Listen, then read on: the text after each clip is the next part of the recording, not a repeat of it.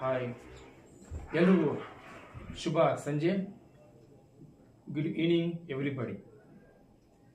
ಕಳೆದ ವಾರ ನಡೆದ 2024-25ನೇ ಸಾಲಿನ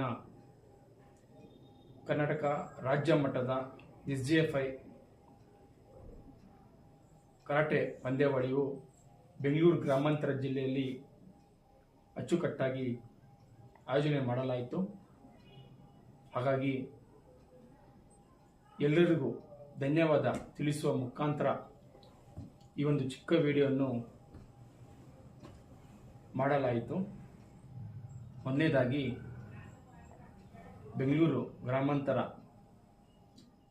ಜಿಲ್ಲೆಯಲ್ಲಿ ತೇನಹಳ್ಳಿ ತಾಲೂಕು ವಿಜಯಪುರ ಗಿರಿಜಾಶಂಕರ್ ಕಲ್ಯಾಣ ಮಂಟಪದಲ್ಲಿ ಈ ಒಂದು ರಾಜ್ಯ ಮಟ್ಟದ